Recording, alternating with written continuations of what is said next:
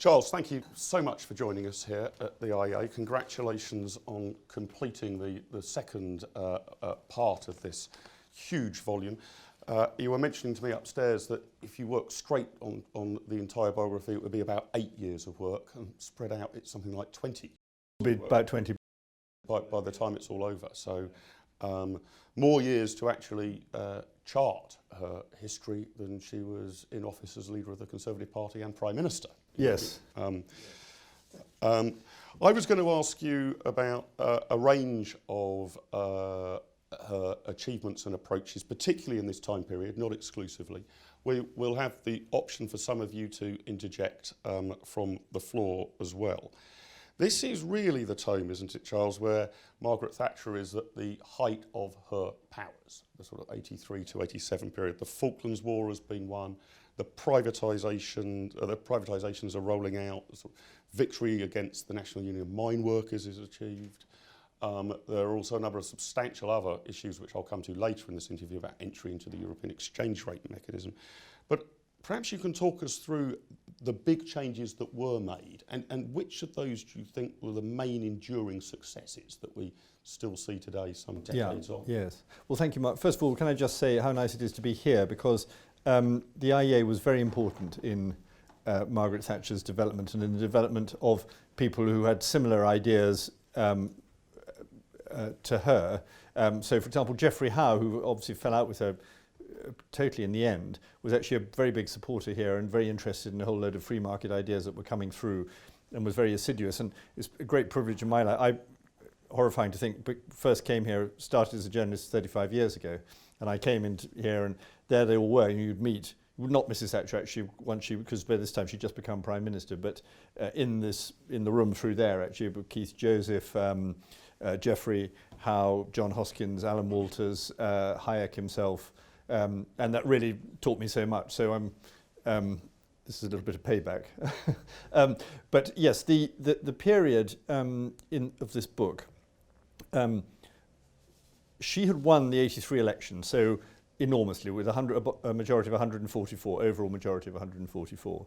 And Labour was led by Michael Foot, who then collapsed, the sort of Jeremy Corbyn of his day. And then in came Neil Kinnock, who was trying to, as people now say, modernise the party, but from a very low base and a very difficult time, because he was dealing with a whole load of people who were resisting change or trying to subvert the Labour Party, some of whom again are popping up again: Jeremy Corbyn, John McDonnell, Ken Livingstone. It's funny to see it all coming around. And so Mrs. Thatcher had a huge political opportunity at this point. And she'd laid the groundwork in a couple of important ways in the first term, because she'd done a lot of trade union reform, and she'd also advanced the idea of privatization. But particularly in the latter case, privatization, she had not yet established the clear idea that it would definitely work. What people forget about privatization was that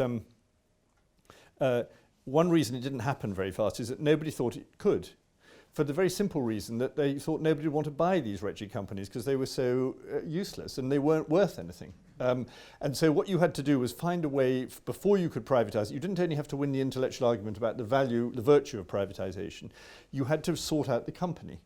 And that, of course, contributed all sorts of conflicting pressures. Did you sort it out as a monopoly, which makes it more sellable but less beneficial? Or did you try to break it up, and so on? And in this period, and you can tell that Mrs. Thatcher was uncertain about this by the fact she couldn't settle on the word. She didn't like the word privatization, and she tried other ones, denationalization and so on, and wasn't very happy with any of them. But when she saw how much she and her party now dominated the scene, she thought, you can start to take this risk, and she started to build it up, having done small ones in the first term, to do big ones. And of course the big ones in this term are British Telecom and British Gas, the two enormous ones, and very important other ones such as British Airways. So that, and I think in this period under discussion, she then, this was entrenched sort of pretty much forever. Even if she'd lost office in 87, which of course she didn't, this would have fundamentally done the trick about privatization and turned it into what I describe in the book as the most successful policy export this country's ever had. Because extraordinarily, nobody else really had thought of it. That's one of the very odd things about it. And then in the trade union era, the basic legal reforms had, by no means all, but essentially that they got underway. And the key point about them was that they used the civil law rather than the criminal law. And they returned rights to union members rather than trying to set up special industrial courts.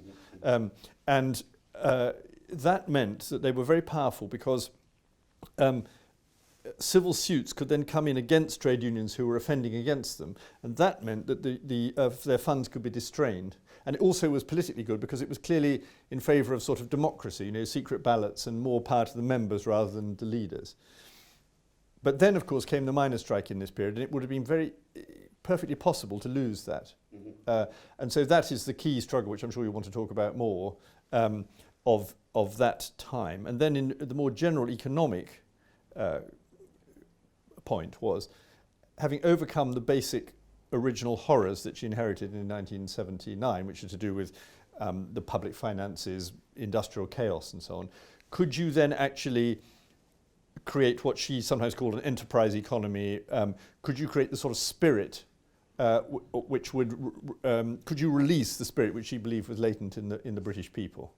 And that included enormous tax reform under Nigel Lawson. And so that again was the big mission which she found difficult, but which by 1986 she decided was fundamentally working. So all of this in this period, huge problems which we will come on to, but I think those are the sort of main, in economic terms, the great things of this time. Let me start with privatisation and dig a little deeper there. You mentioned it wasn't just an intellectual case that needed to be made and won, that there was a kind of administrative concern that who was ever going to queue up to buy any of these useless shares. And of course there was also a sense, if I'm right, that this wasn't just a question of could you get these utilities to be more efficient, but it would spread shareholder democracy. More and more people to have a kind of stake in the system, a stake in capitalism winning. What was the scale of resistance to the idea of privatisation, either intellectually or on the practical grounds that you'll never be able to do this however good the idea sounds? Well, it was pretty huge because there'd be so many different vested interests that were against it and ideological. So obviously the trade unions were usually against it, not absolutely invariably, but usually. And obviously the other political parties were against it. And also most of the leaders of the nationalised industries were against it because of course they could see their position threatened and they couldn't see their way through it. And I'm afraid the simple answer to that was to make it clear to them they could get a lot more money if that they personally could get a lot more money if it was if the companies were sold, and suddenly they could see the virtue in the then there was sort of genuine, what you might call more genuine problems about privatisation. Could you make the companies fit? And genuine public service questions about, is it right to sell off a utility? A lot of these companies weren't utilities. They were the easier ones to sell off, the ones that there was never any good reason for them being in the public sector in the first place, like British Airways, for example. Because then you just let it go out into the market and into an established private sector. Yes, yes. Whereas then there were ones that were sort of intermediary, like telecom, which have become there's no reason why a telecom should be monopolistic, or very little reason, but it was a government monopoly. And there you could see that you could create more of a market, but you had to think about that rather than just selling it. And then the ones which I think remain genuinely difficult, and they're some of the hardest ones and the ones that people still resent, where it's much harder to create real competition because they are basic utilities such as water, some aspects of electricity, and arguably railways, which Mrs. Thatcher never did, in fact, because she was very nervous about railways. And on the privatisation programme, which, mentioning railways, obviously it was continued under John Major, the programme. But what determined the sort of order in which they were going to sell things off?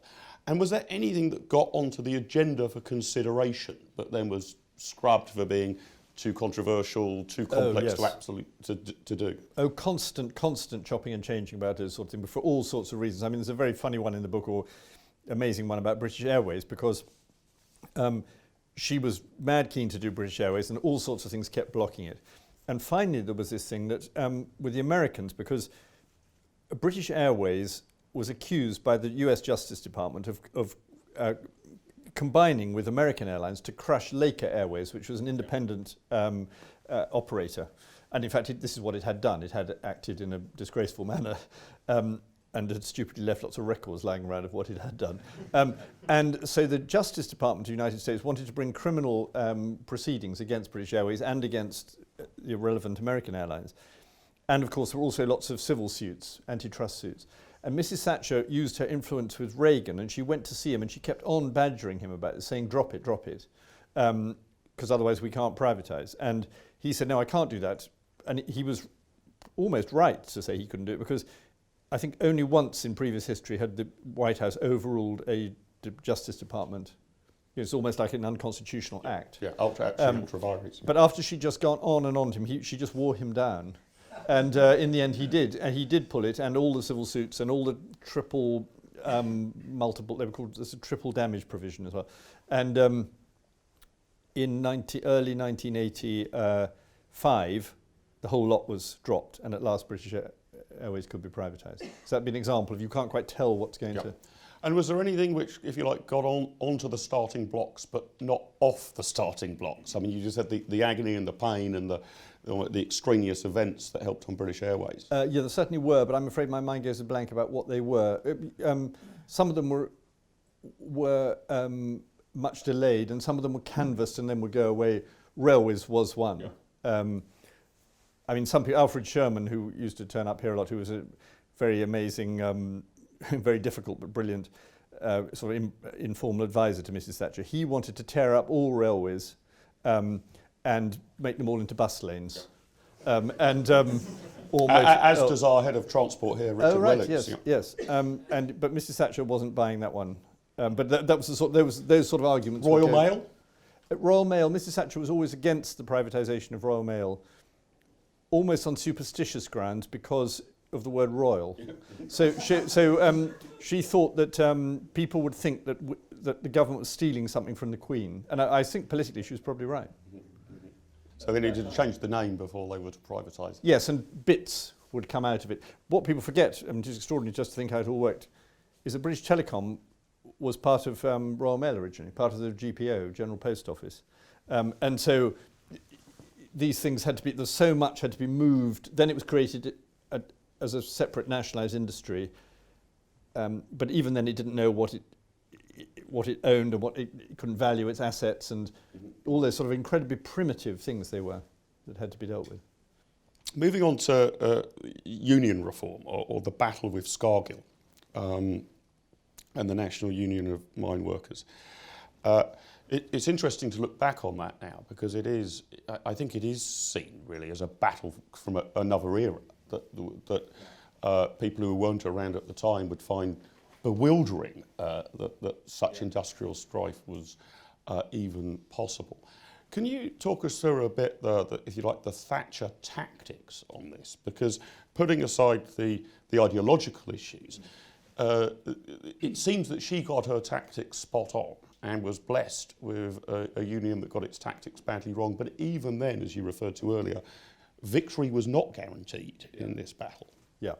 I think she did get her tactics spot on, but that's partly because she got them sort of spot off, or whatever is the word, when she, in 1981, when a similar thing came up, which people tend to forget, there was a sort of closure plan for pits then, and the miners threatened to strike then, and Mrs. Thatcher wasn't ready for it, and completely capitulated to their demands, because she knew that she wasn't ready to win. And at that time, the miners were led by Joe Gormley, who was a moderate. And once Arthur Scargill who was anything but a moderate, became leader a bit later on, Mrs. Thatcher knew that there would very likely be a strike because she knew that's what Scargill wanted. And Scargill had been very instrumental in attacking the Heath government when he was a young union official. And he wanted to do that big time. And in fact, he specifically said during the miners' strike, this strike is going to bring down the elected government. So, in a way, that made it easy for her because she can't.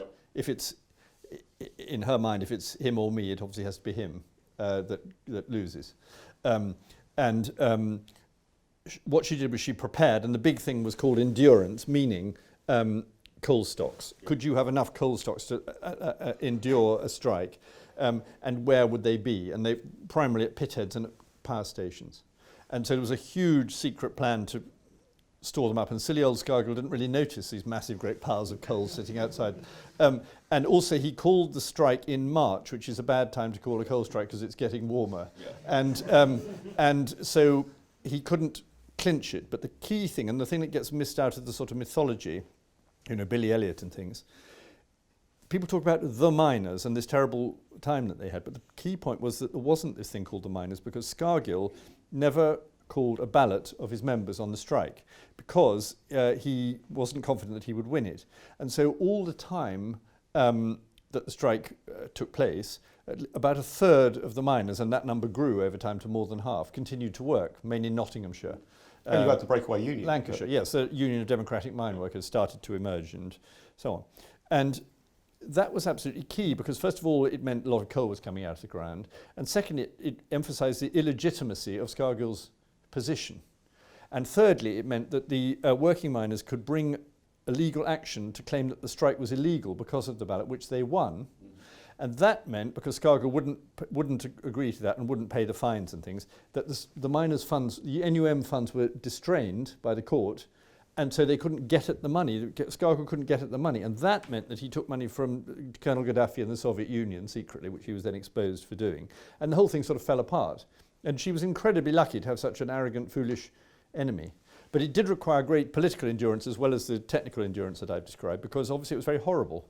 And people would think, oh goodness, we can't stand any more of this. Isn't there some way we could get, because there's these terrible fighting with the police and between striking miners and trying to stop working miners. And so people were, couldn't we have a deal? You know, that sort of in the middle type feeling people have is, she's being too tough, he's being too tough, can't we find a... Get around the table and that would have been very, very dangerous, because then the whole idea of reforming the industry and changing labour relations would not really have worked, and it would have sort of stored up trouble for later.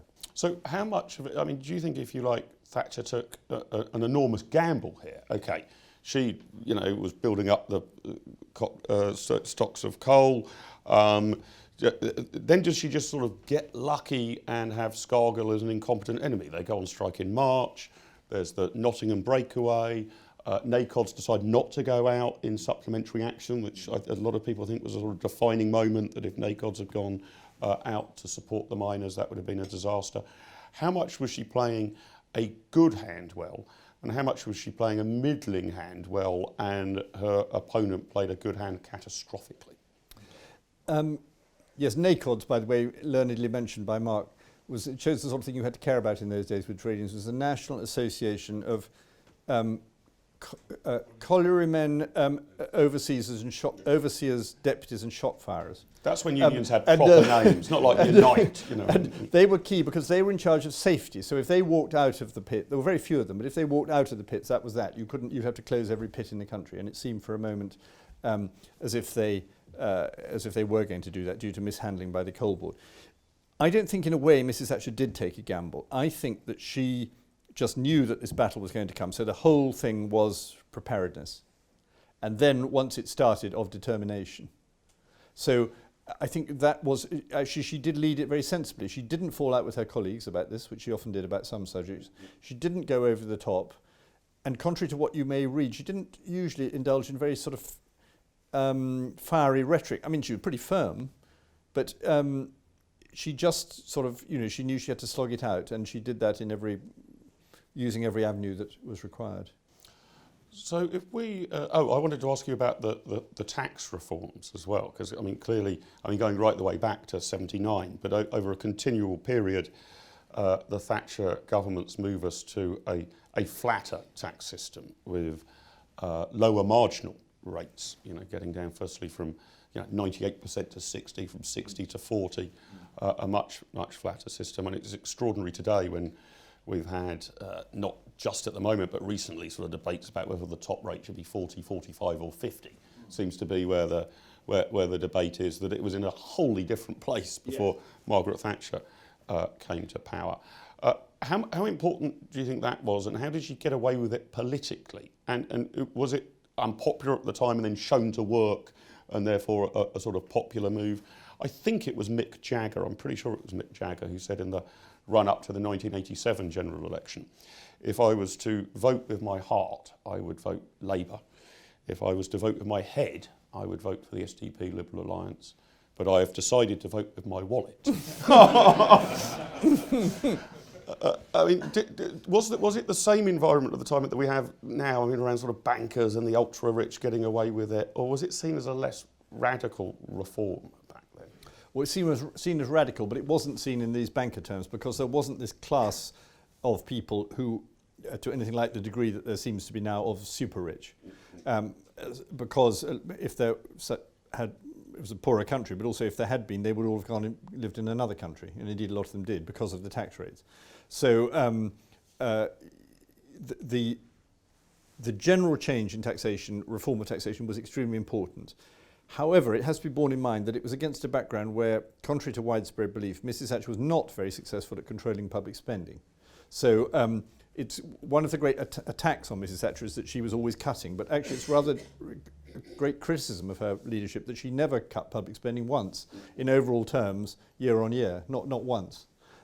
She certainly reduced it as a size of the GDP, a percentage of GDP, but she did not actually. The only government ever to cut public spending since the war was the Callaghan government after the IMF, 76, 77, in actually really to cut it.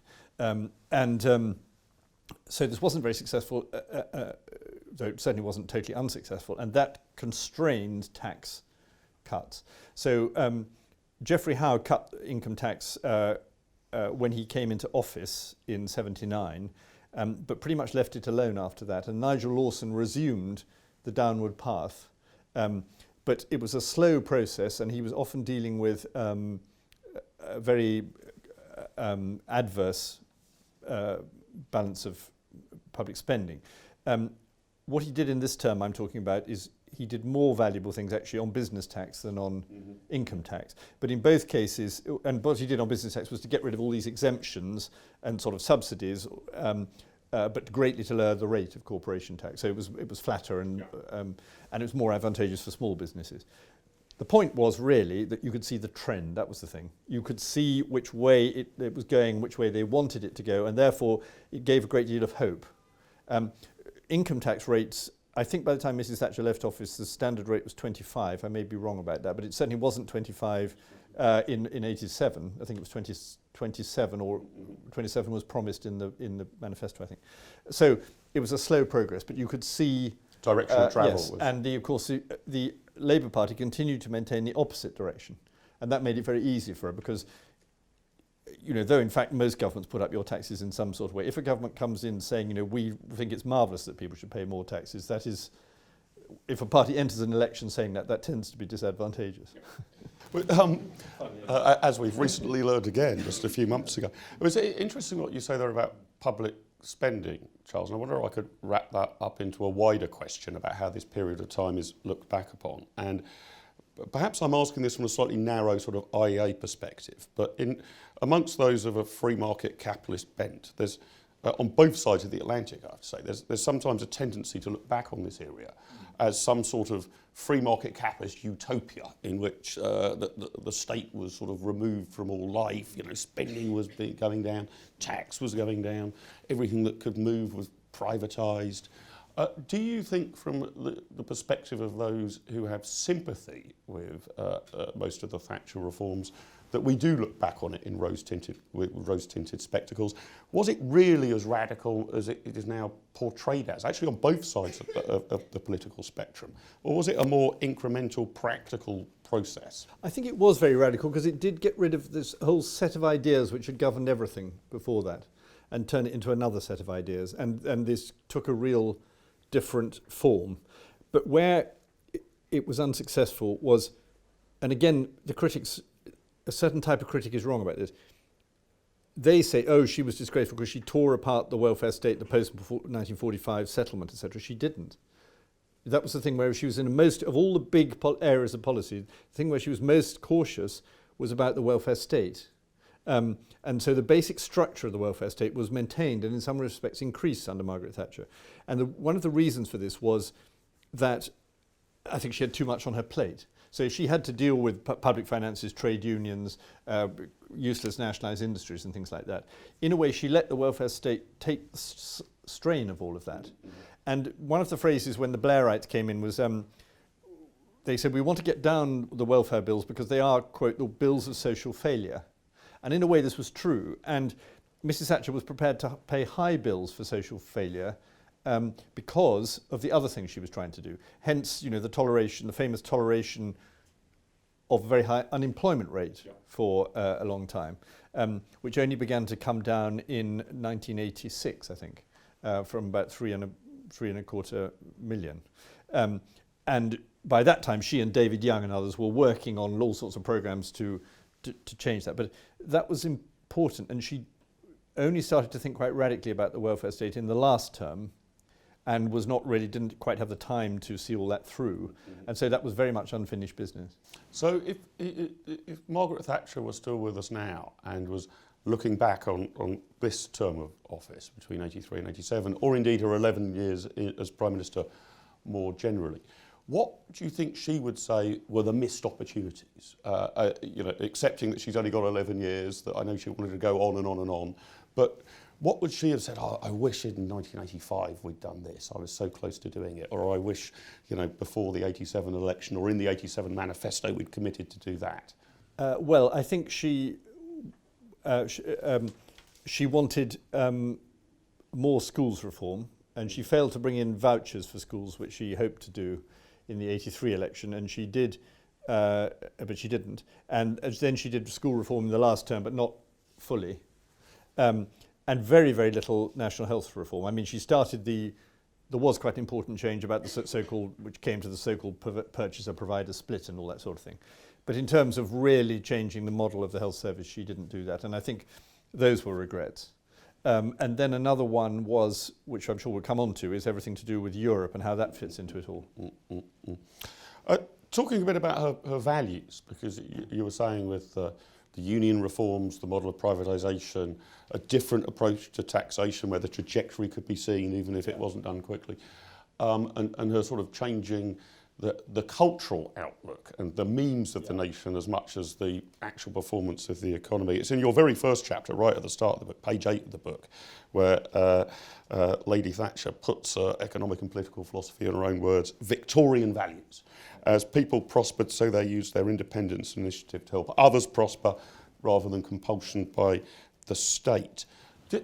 Did she really change people's outlook on values there? Was that seen as outdated and a bit quirky at the time, or were people responding to that by saying, yes, absolutely, we need a return to Victorian values, what a great idea?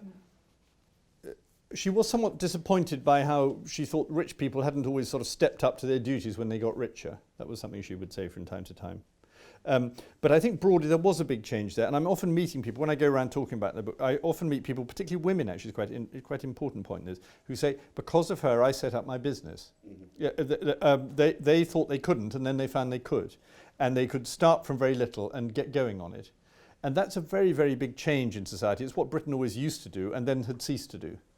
And so you had this growth of the idea that you could empower yourself to do this and make a great difference in that way. And I think the other thing related to that is there's a brilliant piece of argument she had with Gorbachev when she went to see him in Moscow in 1987, March 1987, before the 87 election. And they have it's great fun to read because they're just like clever students, argue, shouting at one another. And she says why her system's better, and he says why he says the Conservative Party is completely out of date. It has the smell of the dark, stagnant cave, I think he says, because all it's concerned, it's the party of the haves, and it's got nothing to say to the have-nots. And she said, no, Mr. General Secretary, you don't understand. I'm not trying to create a class of haves. I'm trying to create a nation of haves. And so her idea of ownership was a very, very big thing with her. And it's sad to see that regressing in some respects about things like home ownership or equity ownership. She thought of ownership both in a literal sense of owning property in various kinds, but also in a more sort of metaphorical sense of what your stake in society. and whether you can increase that, and therefore whether you will do better for yourself and for your neighbour. And I think that idea, it certainly didn't succeed wholly, but it jolly well did take off. And it makes a big difference, and everybody can understand that argument. And you can see the government nowadays trying to sort of find new versions of that with some success. But I'm interested in whether we look back on this era from 79 onwards, not just this period necessarily,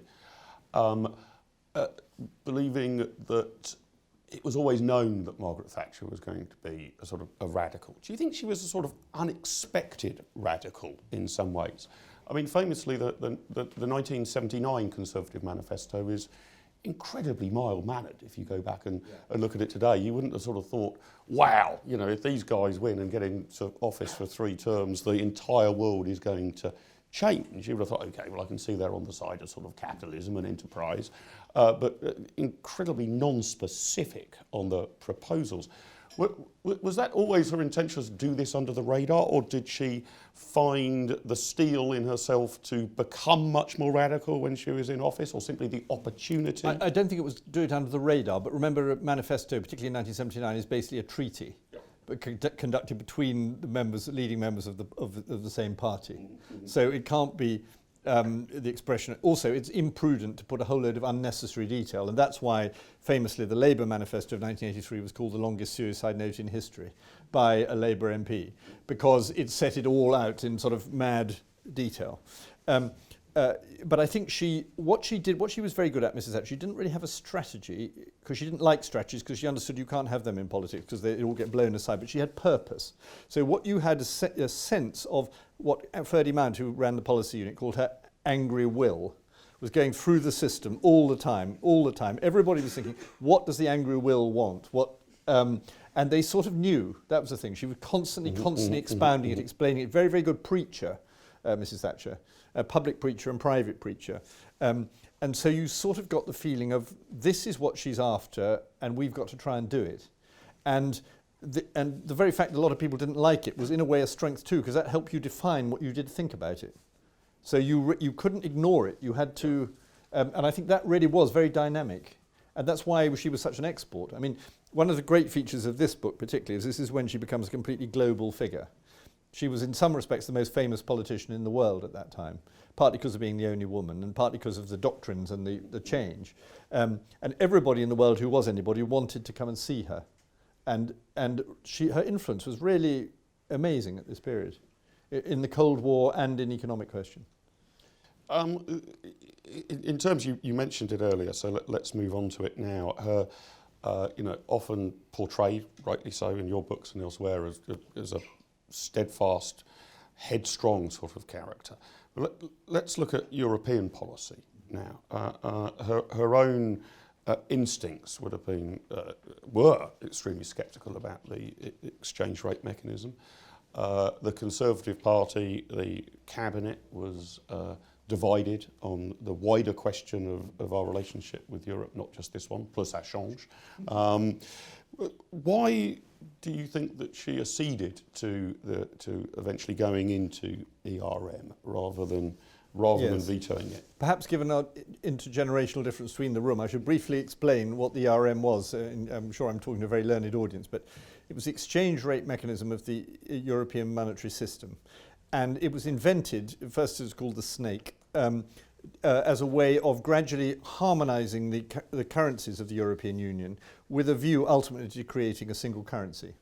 And therefore pro-Europeans, very strong pro-Europeans, were always in favour of it for fundamentally political reasons, not economic ones, because they wanted to create a European single currency. But there were some people who were not wanting to create a single currency who were in favour of it because they wanted exchange rate management. And the most important example of that was Nigel Lawson, her Chancellor in the period I'm talking about. Mrs. Thatcher was totally against the exchange rate mechanism all the way through, both for political and economic reasons. The political reason was she could see the power of Europe, the European Union, as it was not then called, extending. And the economic one was that she didn't think it was the business of governments, let alone foreign governments, to control exchange rates. She thought you had to get the economic conditions right, and then you could let the exchange rate go where it will, and the exchange rate would reflect whether or not you were getting it right.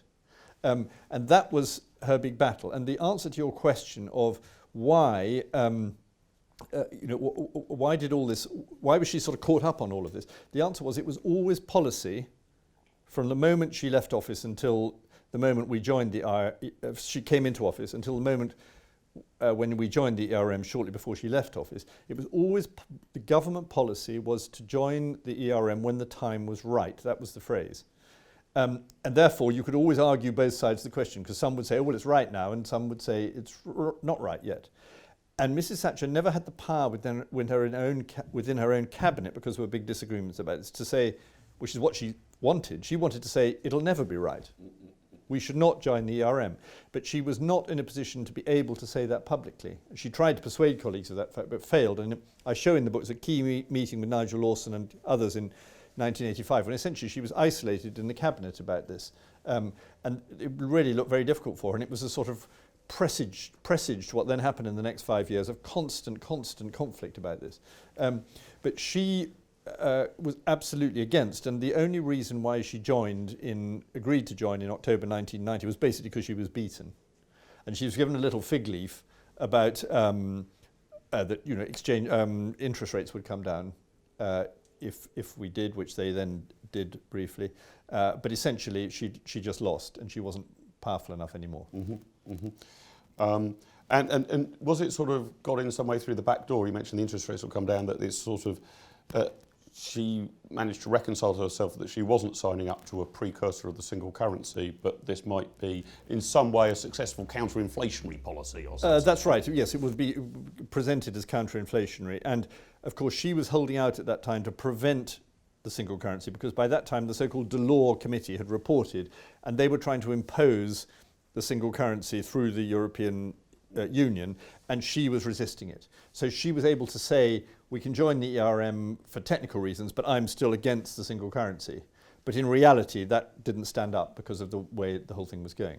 And I mentioned sort of slightly jokingly that the Conservatives are still divided over this issue. Do you think that Conservative Party divisions about Europe, whereas back then, should we join the exchange rate mechanism? Should we get the opt-out on the currency? Should we have a referendum in, out?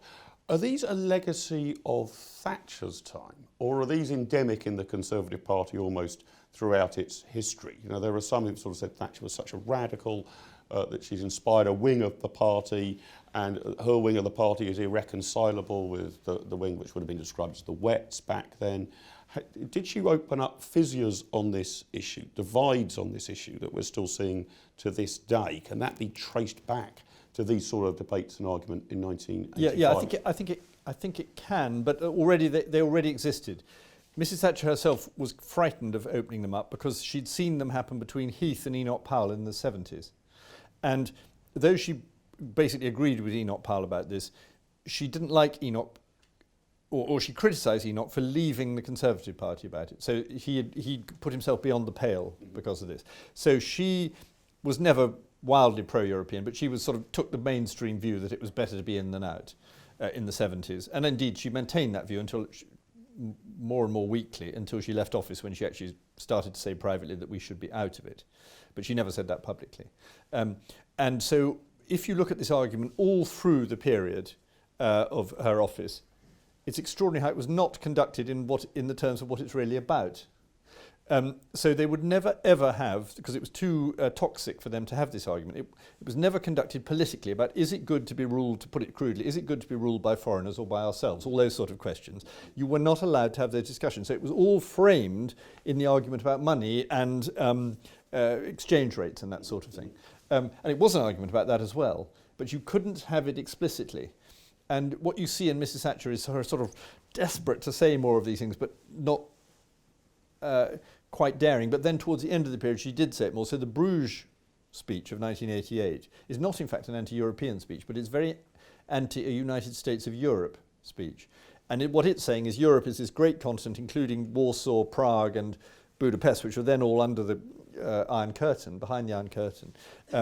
And she's trying to create a more open and looser Europe, and change the agenda in that way. And that speech stands up very well, actually. It's not a sort of Europe-hating argument. It's more a sort of let's be wider and more inclusive, rather than trying to create a sort of phantasmal single state. But do you think she's inspired now a wing of the Conservative Party, whether she intended to or not, who are the recalcitrants, the ultras, the unreconcilable to sort of anything other now than Brexit? But what's changed? Yes, definitely. But what's changed is that there are now. This is very, very different from then. Is there are now a lot of moderate people who want to get out, because what there were then were people who were sort of you might call rather obsessive on the subject. So they had to have a sort of special interest in Europe. But now you get a lot of, for example, a lot of business people who just say, well, actually, I think on balance it's better if we weren't in it. The advantages outweigh the disadvantages outweigh the advantages, and the whole atmosphere of the debate has changed so that you're not marked out as a sort of pariah in society if you take this view. Mm-hmm. It's very interesting. You can't imagine the type of debate we now have in the referendum happening 30 years ago. We discussed sort of Arthur Scargill a little earlier, and sort of the degree to which, was Margaret Thatcher brave with regard to the NUM, lucky, or both. More generally, in terms of her political opponents, do you think that she got incredibly lucky? Was she a lucky general? We've mentioned Scargill, General Galtieri and the Falkland Islands. The state of the Labour Party you've referred to with Foot. In 1981, the creation of the SDP, so a divided opposition. She wins these incredible landslides on 42% of the national vote, there or thereabouts. A number that looks spectacularly high in very modern terms, but is certainly not impressive compared to the 50s or 60s in terms of what the Conservative Party would be scoring, would usually lose you an election rather than win it. How much was she lucky about the sort of the split and incompetence of her political opponents? And how much did she exploit that? Could she have been in a very different position if, say, Dennis Healey had won the leadership election rather than Michael Foot, and the SDP had never been founded, and so on and so forth? Well, she certainly was lucky, but I think she deserves some credit for attracting that luck, because one of the things that is very notable about the period is that her opponents didn't understand her, and they didn't try to understand her because they underrated her. They thought I think they were quite misogynist, a lot of them, and they thought, a woman can't really understand these matters and she's just going to get it wrong. That was certainly true in the first period. She's just going to mess it all up, and she's a laughingstock, was part of the idea. And also, as so often with people on the left, they were sort of obsessed with themselves. So they were all fighting one another, and this included the moderate left. So Roy Jenkins, the SDP, with the honourable exception of David Owen, never analysed Mrs Thatcher. They kept on analysing what's wrong with the Labour Party and how can we change all that, and could we get this marvellous group of moderate civilised people that Roy was always looking for, who would then, benign rule would, and because both the moderate and the hard left, thought that Mrs Thatcher was dreadful, they never properly analysed her appeal. They couldn't understand why she was winning elections, and they didn't learn the lessons. And it's very interesting, this, and I think she sort of understood how to play on that. And the first Labour politicians who seriously sat down to analyse her were Peter Mandelson, Tony Blair, who were very young and were only starting to be important in the late 80s. Blair wasn't really important there, but Mandelson was starting to be a important backroom boy in the Labour Party from the mid-80s. And they took her seriously, and they sort of went through it all. Why is she doing this? Why do people like it? What's it about? None of the others did all that. The Tory wets didn't do that, the Labour left didn't do that, and nor did people like Roy Jenkins. And so she could sort of come through while they were all thinking about other things. And do you think, I've heard you say when you've been discussing your work around here before, I know you think that history never repeats itself. Of course it doesn't, even though Karl Marx says it does it once as tragedy and then as farce. But are we seeing a return in many ways, do you think, today to the party politics and indeed policy issues of the 1980s? You mentioned earlier sort of Foot and Corbyn, much of a muchness.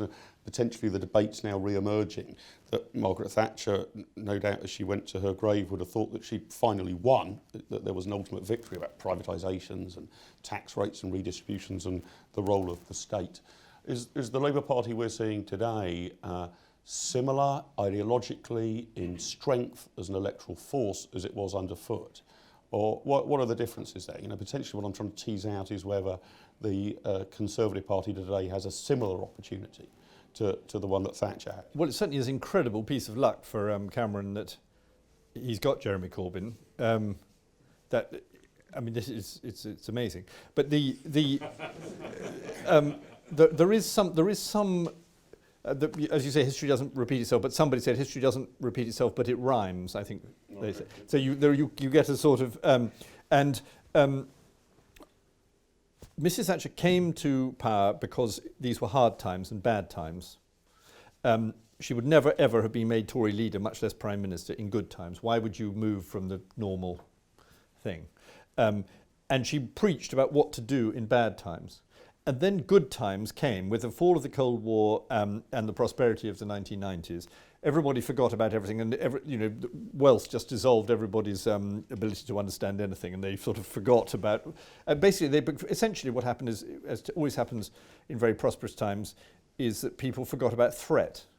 They forgot about threat, whether it's economic threat or political threat, and they forgot that there are bad actors in the world, and there are sort of, if you're fat sheep in your big fold, there are wolves outside, and what's changed, and this is why there is a similarity between then and now, is that since the credit crunch and since September the 11th, 2001 and so on, the idea of threat has come back. And people are interested in a politician who can analyse the threat and do something about it. And I'm slightly surprised that the Western world hasn't thrown up a Thatcher to deal with those threats. I'm not expecting it to be in the same shape, or it could even be a different party from Mrs. Thatcher, but that sort of analysis where what you do is you say, your appeal is, you say very frankly what's wrong and very determinedly what to do about it. And even now, I think most of the Western leaders don't do that. So Obama, for example, doesn't really, obviously it was very important that he came in because he was the first black president and because he was complaining about some of the economic problems to do with the credit crunch, but fundamentally he didn't put a bottom on it. He didn't say, this is what's wrong and now I'm going to put it right. He was trying to be a sunshine politician when there wasn't any sunshine. And so there is no Obama analysis of where we are today. And even with David Cameron, who's much tougher, there's an element of that he came in as he wanted the Tory party to be the sort of nice guys, and then he came into a period where nice isn't enough. Mm-hmm. And even today we see that as a bit of a problem, and let alone what Hollande and for different reasons Angela Merkel. And so there's actually a big gap in the market, I think. And I do think there is a comparison between now and then in the way that there wasn't 10 years ago, 15 years ago. I'm going to ask you just a little bit about defence and security issues. Then I'll take some questions from the floor, and then I'd like to finish by talking a bit about Margaret Thatcher's legacy. So I'll keep looking up, and if you want to catch my eye, I'll take questions from the floor. Ralph is at the back with a microphone. But I want to ask you, before I take any interventions from the floor, just a little, although it's not the area that the IEA particularly focuses on, and this might go a bit, Charles, to what you're saying about history never repeats itself, it only rhymes. Maybe this isn't even a rhyme, but of course this is the period of the Brighton bombing, the threats of Irish terrorism, which I'm not suggesting are analogous directly to ISIS, but there's an intriguing difference here in Thatcher's response. This is in the 10th chapter of your book, after the Brighton bomb, to delay or cancel or even delay the Conservative Party conference. She says, no, we must absolutely carry on. We can't give in to them at all. And furthermore, there doesn't actually seem to be, off the backwash of this, I mean, there are some things that change mildly, but not some huge new move to a security state. Not a radical change of policy to the Republic of Ireland or civil liberties legislation in Northern Ireland, just tweaks here or there. How does that compare to some of our attitudes today? Well, actually, there was quite a radical change of policy to the Republic of Ireland, but not because of the Brighton bomb. It was because of a general move towards a reconciliation between the Republic of Ireland and Britain, which she wasn't very confident about, but which the British officialdom wanted. But more broadly about terrorism, I think that well, first of all, it didn't seem like, to use the modern phrase, it didn't seem like an existential threat. It was extremely unpleasant and dangerous, but it wasn't. The IRA wanted a particular thing. Had narrow demands. We didn't want to give it to them, but it wasn't about the whole of everything. And so it isn't analogous. But what is true is, what do you try to do about it? And her instinct was, she was pretty open to talking to a wide range of people, but she was not open to creating the space in which you start to say that the people who do these things have a point or need to be sympathised with. If you're going to talk to them, you might talk to them, but if you talk to them, it's because they've changed, not because they're the same. And in that respect, you have a very different approach from the prevailing one in sort of most Western elites today, I think. Do we have any questions from the floor? I'd like to take sort of 2 or 3. So let's take these 3, 1, 2, 3. If you wouldn't mind just saying who you are, keep your question short or at least succinct. That would be terrific. David Shipley, Spitfire Capital Advisors. Thank you both for a really fascinating discussion. One big reform which took place during this term, which didn't get mentioned, was obviously the reforms to the City of London, the Big Bang. Given that they were originally triggered by an antitrust case, to what extent were they part of Margaret Thatcher's plan? And particularly given the way in which they actually increased the role of the state in regulating financial services in this country, how would you characterise their impact? Let me go a couple of rows back. Hi, my name's John Wilkin. You, in addition to your books about Margaret Thatcher, you've written articles about the current Prime Minister. To what extent, this may be more of a question for Volume 3 than Volume 2, but to what extent do you think his decision to stand down towards the end of the current Parliament was affected by the nature of the end of Margaret Thatcher's government? And then at the front here.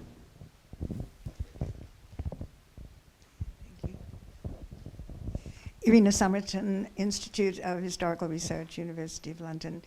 My question also relates more to the next volume, but this is an opportunity to ask you the question. In 1989, the Metrication Directive came through for Britain, and Mrs. Thatcher did not oppose it, and I became interested in it later. It was in the mid-1990s. I was writing something and I contacted the Foreign Office and got through to a nice, told me he was a young, new representative who was actually very honest with me. And he told me that it was nodded through and that Mrs. Thatcher never intervened. And I have felt strongly about it, ever since I learned about it. I'm half American, half British, and we're the only users of British weights and measures now, known as US weights and measures. I've never been able to understand why she didn't play a role. I know it was late in her prime ministerial career. I realized that she was under duress and so on, but it was a cultural issue. And the fact that a derogation was finally given to Britain in 2007, thanks to a Swedish commissioner, and no British representative ever stood up in public and said, we won't stand for this.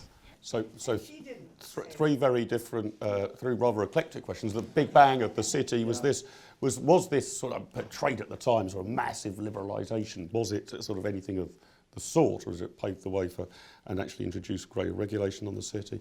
John's point on, do you think Cameron is influenced by the events of November 1990 and wants a cleaner, nicer exit than what Margaret Thatcher was put through? And I suppose, to give a more general slant to the last question, was she more Eurosceptic in rhetoric than deed? Were there steps that she could quite easily have taken, and it's a mystery why she didn't? Well, on metrication, I'll start that way around. By the way, you're speaking to a fanatical supporter of imperial measures. So, I think you're wrong to say that it's really because it came rather late. Actually, the truth is it became rather early because it was part of a very long process which was started before she became Prime Minister. The metrication was basically agreed in principle much earlier on because it was part of the great European everything. And so it was all in train even before she stepped into number 10. And there were a series of things which continued this, most of which she didn't like, but which were sort of incremental and didn't seem quite worth the bother, and particularly when Geoffrey Howe was incredibly keen on metrication, and he was the Foreign Secretary. And so essentially she let it go. If ever asked about it, she would tend to favour imperial measures and to slow the change. And actually, I don't think you're right when you say, what about the Swedish commissioner being the first time that this happened? I think in the 90s, the major government did things to make sure we kept miles and pints and things like that when there was a big threat to. But essentially, it was one of those many things which she found herself facing, which she didn't like, but didn't think it was easy to sort of, or perhaps worth having a massive fight about. And it was already sort of set the trend was set. The point about Cameron and his, I don't know, is the answer to exactly why he decided to say that he set a term on his period in office. I think he's sensible to go rather than outstaying his welcome. I think he was not sensible to say that he was going to do this because it cuts short his power if you say in advance when it's going to be. But of course, David Cameron has never tried sort of fierce extreme politics, but sort of, if you like, ruling class politics. You know, sometimes there's a thing about caesarean operations when they say women who are too posh to push. And I think you could say David Cameron was too posh to be pushed. He couldn't bear the idea that his leadership would end, and I don't blame him, by that sort of horrible thing that happened to Mrs. Thatcher. And since he's basically got a ruling class mentality rather than a radical mentality, he'd be thinking, how do I do the gradual transition in an orderly way in which I look dignified? That would be my guess about his. And of course, Mrs. Thatcher had the fault on the other side, which is sort of not being able to see that, you know, she would have to go at some point. I mean, with the city, yes, it's a very interesting question. Basically, two conflicting pressures came in. On the one hand, Mrs. Thatcher had to reform the City of London because the old system, whatever its virtues, was a clubbed system which couldn't be retained in a global environment. And in 1982 or thereabouts, the number of equities traded on the New York Stock Exchange was 15 times greater than those traded in London. And London was complete, which is now it's roughly the same amount, isn't it? Very, very roughly. The reason for this was that the club excluded the world. First of all, hardly any non-British stocks were traded. Secondly, there were fixed commissions. And thirdly, there was a thing called single capacity, which meant that brokers and jobbers had to be separated. And so you couldn't bring in the world to do all this. And you had to do that if you wanted London to thrive, and she understood that. And you're right that it was a suit was being brought against she didn't have a great plan to do this, but she could see, took her a bit of time to realise it actually, but there was a suit being brought up against the Stock Exchange, and if the Stock Exchange couldn't be persuaded to bring about these changes with government assistance, all hell would break loose with the Office of Fair Trading, and there'd be loss of confidence in the whole system. So she had to do that, and she did it with so-called Big Bang, and fundamentally she was right to do that. However, she didn't fully understand the consequences, and her instinct, being a free marketeer, was that there shouldn't be a whole load more regulation. But the trouble there was that if you lose the club, what are the rules that regulate? Who's going to do the regulation if there isn't really the club to do that anymore?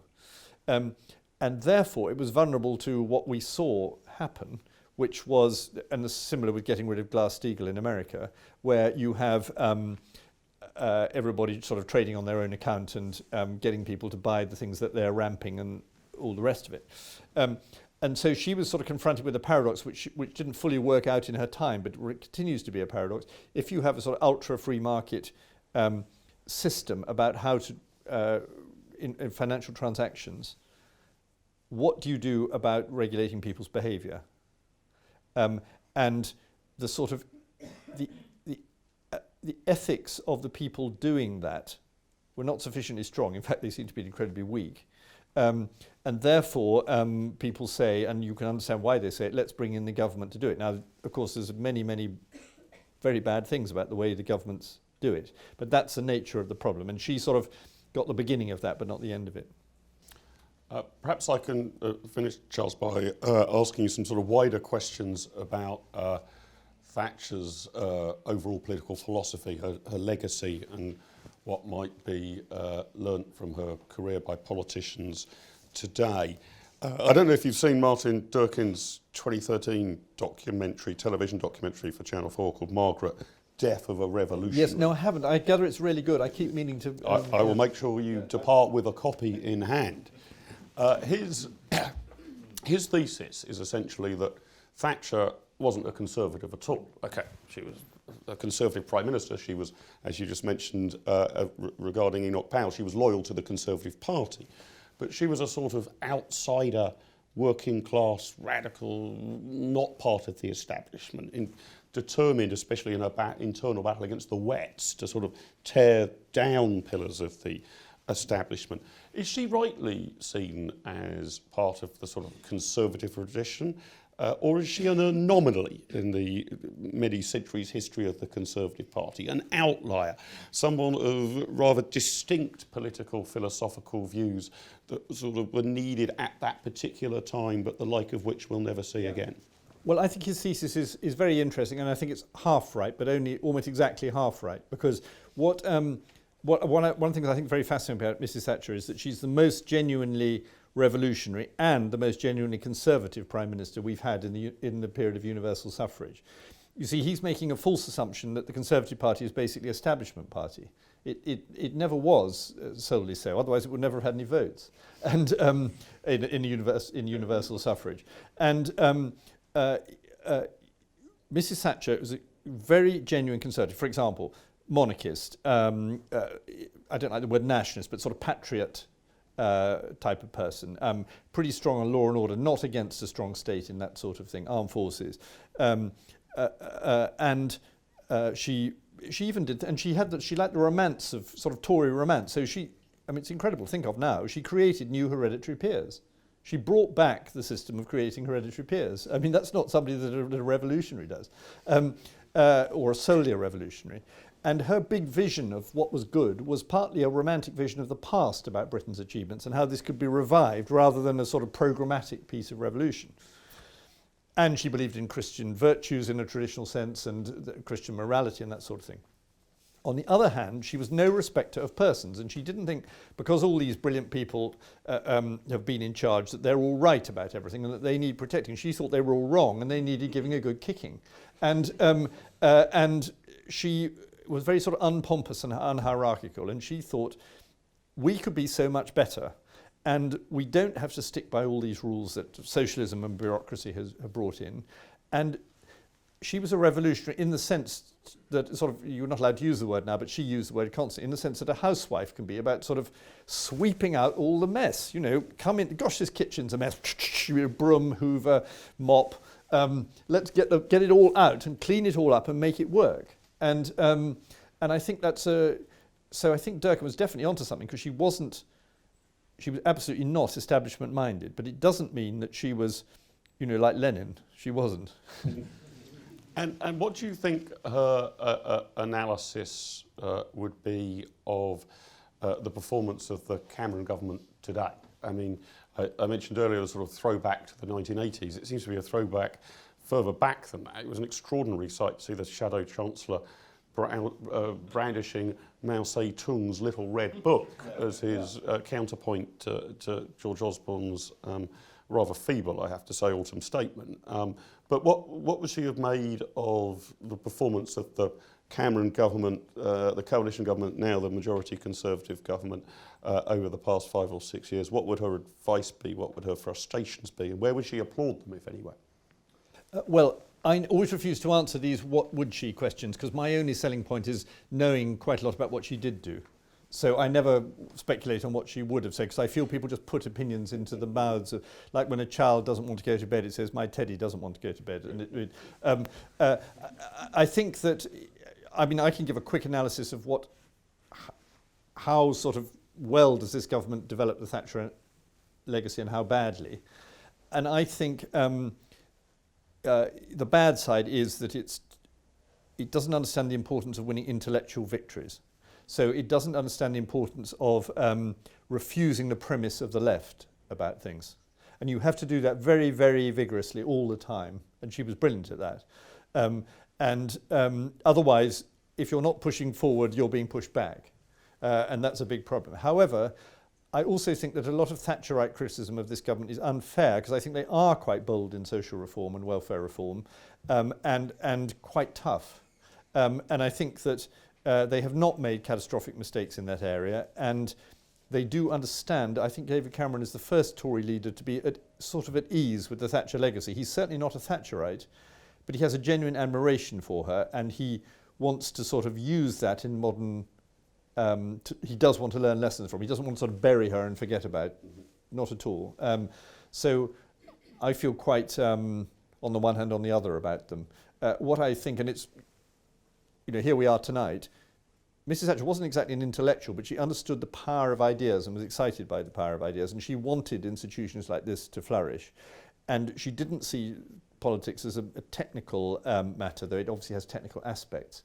And she wasn't captured by any sort of machine of bureaucracy or policy making or whatever.